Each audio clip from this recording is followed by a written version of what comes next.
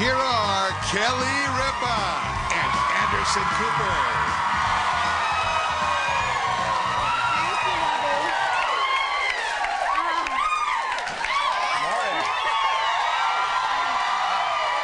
You're right. Yes, you're right. He is magnificent. It's Thursday, February 26, 2009. Regis has the day off. Anderson Cooper is filling in. Listen. They're not gonna lie. People love Anderson Cooper. They love them some Anderson Cooper. Thank you very much, Kelly. Enough of that. How you been? I have been great. How have you been? I've been good. I've been good. I know that you've had like lots. I mean, I feel like I of course I watch you every night, and I feel like Sure. you are I believe everywhere. That. You are Yeah. covering financial crisis, covering the president. You're. Did you go to the Oscars? Did you? I did not go to the. I was out in LA last week, and I stayed out there Friday and Saturday, and then I flew back Sunday morning. Oh, so you didn't get to see? No, I didn't. I didn't get. I mean, I watched it on TV like everyone else. Did you watch? I most certainly did. What did you think? I liked it. I thought, some of it didn't quite work out, but I thought it seemed more intimate than normal. And I thought Hugh Jackman, he seems like a great guy, and he really, put all his heart into it. He really did. Yeah. I thought he did a great job. You know who else I thought did a great job was Will Smith. He was very funny. Good. He was like telling us what the director, the sound mixer does. I think next year that Jerry Seinfeld should host the Oscars. Why hasn't he hosted the Oscars? That's a great idea. Yeah, he would be fantastic. He gave an award last year, and he was fantastic. He was the best part of the ceremony last year. That's really a great idea. I don't know why it hasn't happened. Well, maybe you just gave Hollywood a thought. An idea. Did everyone see Mickey Rourke at the Oscars? He was wearing this little pendant with his dog. That thing has been seen around the world, and apparently there's a thing in the paper today that it was made by this woman named Bettina Wasserman, who she's a marketer, but she's does crafts, and this is her dog died, and she made one for herself. So when she heard that Mickey Rourke's dog died, she made one for him, found his publicist, and sent it to him. And the next day, Mickey Rourke called her up, wore this thing, and now her business is just going through the roof. Sure, of course. And people want to remember their beloved pets. She makes these things for $30. It's a glass and silver necklace. She usually sells them at local flea markets and craft fairs. She's got a website, wickedworld.etsy.com. But no kidding. It seems like she's pretty much the only business right now which is doing well. I think. Which scares me a little bit. So. I think that that Academy Awards red carpet really revealed a tender Mickey Rourke. Yeah. I was surprised. See, I don't watch the red carpet thing. I, of course, watch the red carpet thing. And we all text each other here and talk about whose look we like and who we thought was a big old mess. What I don't understand about the red carpet is why do they ask everyone, who are you wearing? It just seems the stupidest question. I know some people care, I guess, but it just seems... care. I mean, back in the day when there was glamour and stuff, you didn't hear people screaming out at Grace Kelly, who are you wearing? Because everybody already knew, but now there's so many designers, Is that right? Really? you have to know who they're wearing. So why do you have to know? Because when you go to the store to try to buy the knockoff, you don't want to give the wrong designer name. It's the one that looks like the one that looks like the one. Yeah, I mean, that's why I want to know. I see, okay. Yeah. I really thought that my favorite sort of statement of the whole night were the Angelina Jolie earrings. I really thought they were beautiful. What's not to like about a pair of 50-carat emerald earrings? I said to Mark, if you're ever walking by the store wondering, gee, I wonder what Kelly wants for Christmas this year, those earrings would be nice. Okay, the other thing I don't understand about the red carpet is why do people stand so strangely on it? Isn't it great? Have you noticed this thing? They stand. I know I can do it. Oh, I'm sure you can. I'll do it right now. So there's varieties of celebrities. There's the professionals, the people that have done this 1,000 times, and they come into the red carpet and they twirl the train behind them, and then they go.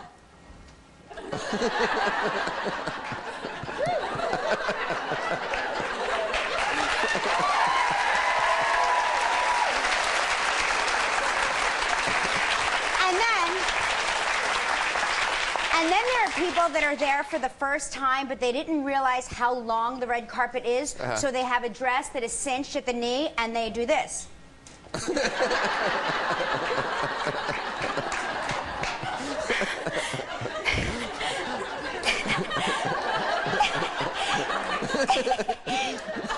And then there are people like me who are so uncomfortable posing at red carpet events that their shoulders are connected to their ears.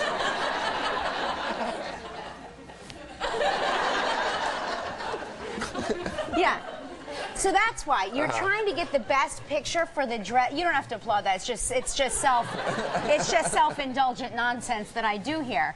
But I love to watch that because there are some people that are so incredibly good at it. You know, I was actually asked this year, not by CNN, by another network, to host their red carpet thing. Yes. And I won't say which one, but I thought the note I sent back when I got this email was. I would shoot myself in the head if I had to do this. Like the idea of standing on a red carpet. It would be that dramatic? And like yelling out, like, who are you wearing? Right. It just seems moronic. Well, because especially for, I think, someone like you, because you have been on the front lines in I just don't want to talk to these people. In war zones. I just don't want to have to talk to these people. Here's Anderson Cooper covering the Gaza Strip and now the red carpet. Anyway. You know what I mean? It just, to me, it doesn't. It would be weird. It doesn't make a lot of sense. The other cool story out of the Oscars, Slumdog Millionaire was like one of my favorite movies of the year. Too. It was great movie. Incredible movie. And obviously, incredible movie. the Academy agrees because it did incredibly well. Just the enthusiasm of all those people that were involved in and these two kids who were so good in this movie.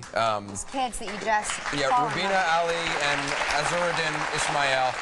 And the good news that was in the papers today is that the Indian government now is going to get them new homes for their families because they have been living in the all this time in the slums still in Mumbai. So they're now actually going to have real homes, which is nice. And they were showing the pictures, and there's sort of like a magnitude there of, you know, crowding and sort of deplorable conditions that you don't really know about, you know, here in this country because it's the crowded quarters. But it's such a the people are so beautiful and so lively. They have so much to offer that you know. And the family had been, I guess the movie company had already set up trust funds for these kids so that putting them in school and when they turned 18 they would get a certain amount of money. But still their families were living in hovels really. So now they're going to get moved into a better living condition. So that's good. That's great. That really is great news for them. The other thing I got to tell you, I saw in the paper today, and it almost made me not want to get out of bed. Was see this chair? Yeah, I see that. I thought that was. Do you know that I thought that was a hearing aid? I'm not kidding.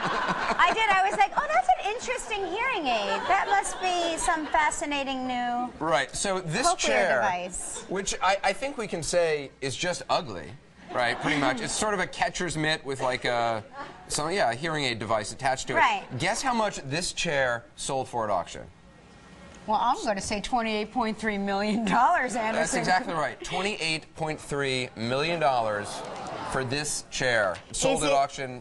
Is it stuffed with gold? No, it's a 90-year-old armchair made by a famed Irish designer who I've never heard of named Eileen Gray.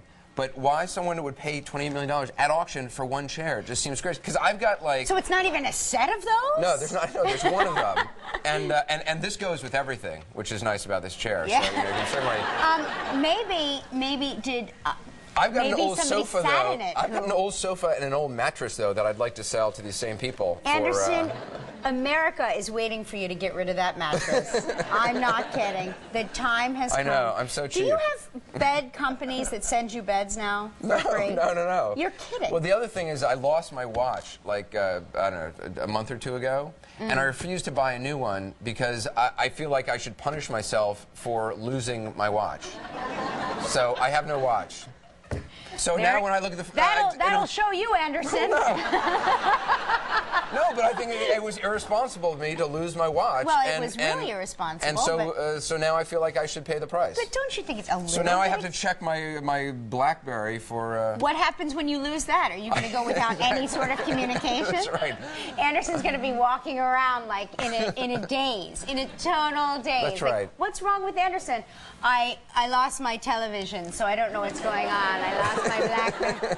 I don't know what's going on. I lost my iPod, which I did did lose my iPod. Oh, I lose those all the time. It was a devastation because I cannot get my new iPod programmed the way my old iPod was. Do you know how to program your iPod? No. Right, and who are you talking to? No, I don't know how. But do you have like an official iPod programmer?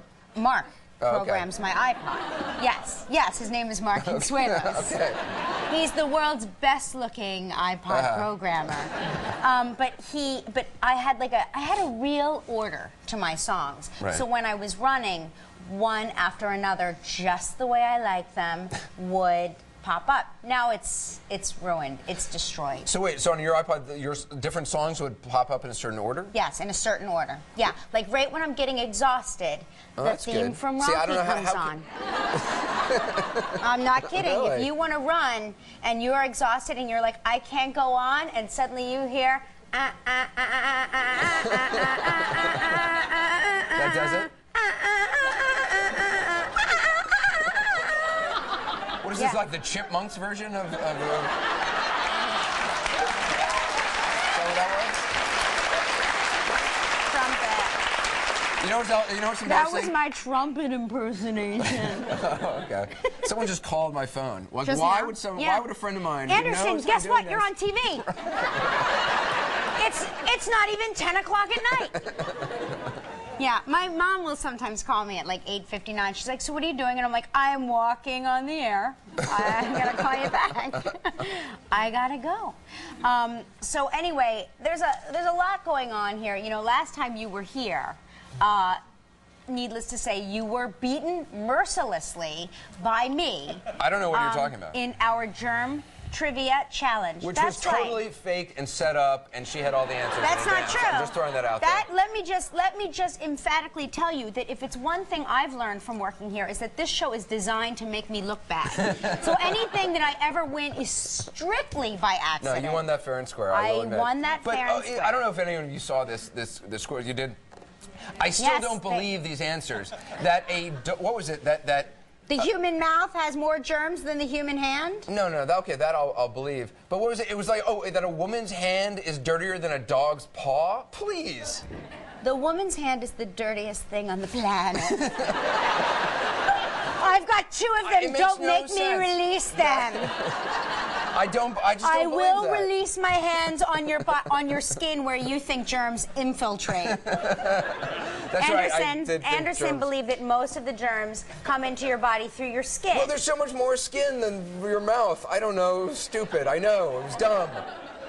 But Kelly, you were nice enough to call in later on to CNN at night on my 10 o'clock show, and we did a little kind of rematch with some other questions, and I kind of came back, I will say. You kind of came back. I mean, I had sake at the sushi restaurant, but, I was like, is this Anderson Cooper? We're having a rematch, Kelly, quick. Kelly, we're having a rematch. I'm like, I'm just trying to order the New York Times. I got this by accident. So why did you bring up my public I brought up your public emasculation because we're going to have a rematch, I'm told, today. That's right. Oh, they didn't tell you? Okay. Well, if you read the cue card... Okay. Anderson and I are both finding this out at the same time by reading the cue card in front of us. Okay. I hope you're up for a rematch, Anderson, because Donald Trump is here. Donald Trump is here. Now, I knew that Donald Trump was here. And he's going to Jello wrestle us? No. I didn't sign up for that. He's going to put us to the test. Oh, he's going to quiz us on something? He is. What's the topic? The thing is, neither one of us has any idea what the topic is. There you go. Just let this happen. Let this happen organically. All right. So there can be no prepping, studying, or cheating, although Anderson has his BlackBerry right here. I'm going to Google whatever the information is. That could be a cheat. So we're about to find out the topic. May I have a drum roll, we're going to find out the topic of what the quiz is, what we're going to be quizzed on. Yes. All right. Oh, okay. Let's check in with Donald Trump right now. He's in the green room. Hi, Donald. Good morning, and I'll see you in a couple of minutes. But the topic of the day is my all-time favorite one, me. Oh, my God! That's good. Wow.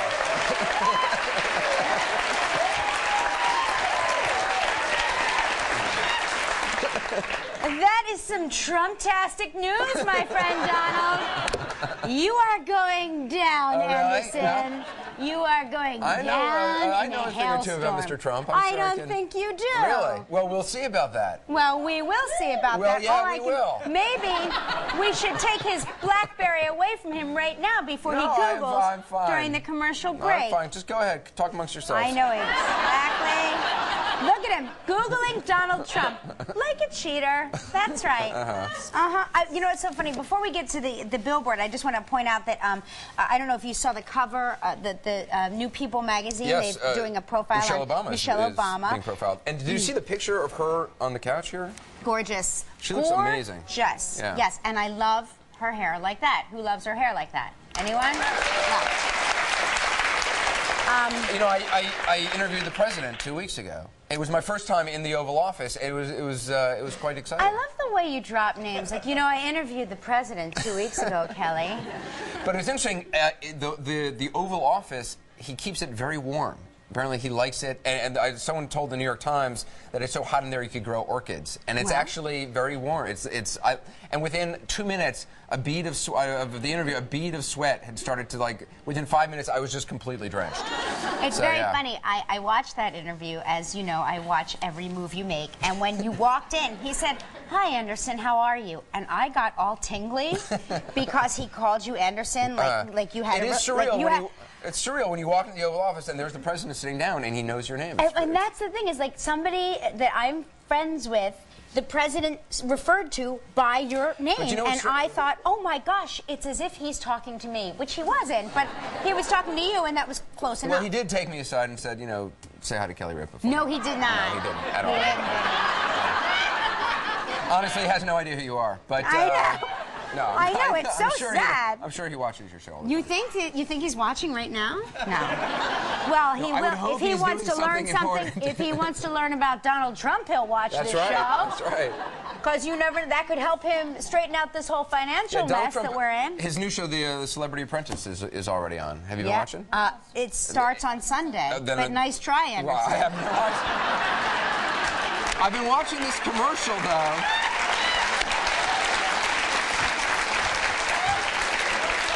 So when we begin, I would like Anderson to start with a -1.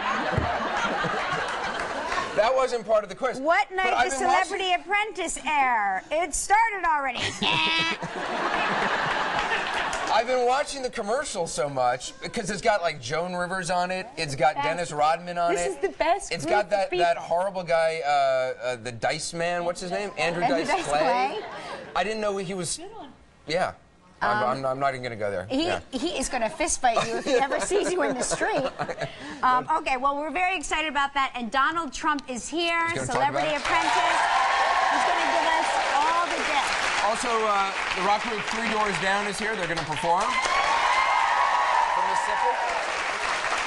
We'll wrap up with a look inside Regis and Kelly's inbox to respond to your questions and comments. Most of them are marriage proposals for Anderson and people telling Anderson that they've named their dogs after him. So if you have that, just put that aside and send us new things. Starting Monday, March 2nd. You're starting this new thing, which I think sounds kind of fun. It's very exciting. It's called Live Spring Wake-Up Call Travel Trivia.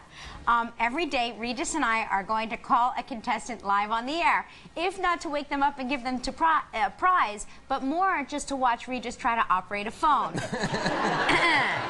If the contestant is home and answers the phone, we will spin the wheel and they will answer a question about the previous show. I like this because, you know, a lot of times you see people on TV calling people and you always sense, well, this must all be prearranged. You're just cold calling people. That's right. Right. It could be anybody. People they don't know. They don't know to anticipate. To us. They could hang up on us. Right. We don't know. I like that. We don't know. If the contestant is not home, they will not play. That's how it works. Really? Did we need to put that in a cue card? So if the person, I want to make this perfectly clear. If you are not home, you will not answer the phone. So the bottom line is... And you probably won't even hear it ring. Anderson? But you still will get a prize, even though you're not home. You probably will still get the prize, that's correct, but you probably won't know until friends tell you later on that you won a bonus prize. But it's a $500 bonus prize, right, to that person, even if you don't play. Even if you don't play, you will win a bonus prize. Somebody in our audience will also win the bonus prize. But, of course, again, you will not be home, so you will not know until later. Essentially what you're saying is you are encouraging people to stay at home, not go to their jobs. This is going to help the economy. That's right. America's just going to stay at home. All we're saying is, like many of the people here today in the audience who called in sick. Yeah, okay. You can go in a little bit late. I mean, this is $500 here. Are you too good for a $500 gift certificate to Omaha Steaks? I do like it that you have a whole section of the audience, which is the people who've called in sick, and we know not to show them on television so they don't get in trouble. No, but I'm going to tell you what happens. Once in a while, somebody will say, now pick a number between 1 and 150, right. And somebody will say, number 3. And we're like, number 3, number 3, number 3, where are you? And nobody. There's no number 3. And what you realize is that number 3 has called in sick. Number 3 does not want to be seen on TV getting their prize. Okay, so you have to be home to answer the phone. That's right. And here's Tony Pig with all the other details on how to enter. Spring is almost here, and Regis and Kelly are calling to wake you up. It's time for live Spring Wake-Up Call Travel Trivia. To enter live Spring Wake-Up Call Travel Trivia, send a mail entry that includes your first and last name, date of birth, complete address, on-air release, and daytime number, where you and only you will answer the phone between 9 a.m. and 11 a.m. Eastern Time to live Spring Wake-Up Call Travel Trivia, Post Office Box 7731, Burbank, California 91510, or log on to liveregisandkelly.com.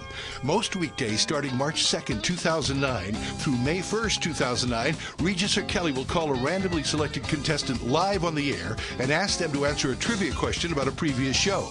Each entry must be accompanied by a signed on-air release confirming you and only you will answer the phone. If you are not home to answer the call, you may miss out on winning the trip of your dreams. So set your alarm clock and enter today. All right, it's time for Snow Globe Trivia Go-Go, isn't it? That's right. Let's do it.